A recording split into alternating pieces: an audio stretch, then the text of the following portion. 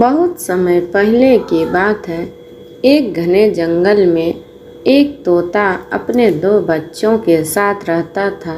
उनका जीवन खुशी खुशी बीत रहा था।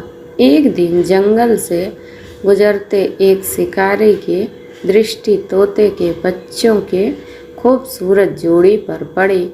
उसने सोचा कि राजा को देने के लिए ये तोते बहुत सुंदर उपहार है। वह उन तोतों को पकड़कर राजा के पास ले गया। जब उसने वे तोते राजा को उपहार स्वरूप दिए तो राजा बहुत खुश हुआ और शिकारी को उसने 100 सोने के सिक्के इनाम में दिए। राजमहल में लाने जाने के बाद तोते सबके आकर्षण का केंद्र बन गए। उन्हें सोने के पिंजरे में रखवाया गया।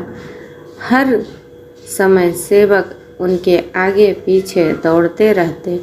नाना प्रकार के ताजे फल उन्हें खिलाए जाते। राजा उनसे बहुत प्रेम करता था। राजकुमार भी सुबह सुबह उसके पास आकर खेला करता था। ऐसा जीवन पाकर दोनों तोते बहुत खुश थे। एक दिन छोटा तोता बड़े तोते से बोला, भाई, हम कितने खुशनसीब हैं जो इस राजमहल में लाए गए और ऐसा आरामदायक जीवन पा रहे हैं। यहाँ हर कोई हमसे बहुत प्यार करता है, हमारा कितना ख्याल रखता है।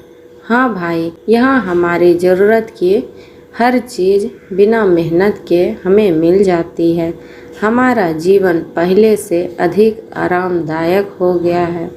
सबसे अच्छी बात यह है कि यहाँ हमें हर किसी से प्रेम मिलता है। तोते को राजमहल का आनंदपूर्ण जीवन बहुत अच्छा लगा। लेकिन एक दिन सब बदल गया। वह शिकारी जिसने राजा को उपहार में तोते दिए थे, राज दरबार में फिर से आया। इस बार उसने एक काला बंदर राजा को उपहार में दिया। काला बंदर राजमहल में सबके आकर्षण का केंद्र था। सारे सेवक उसकी देखरेख में लग गए। उसके खाने पीने का विशेष ख्याल रखा जाने लगा। तोते के प्रति सबने ध्यान देना बंद कर दिया।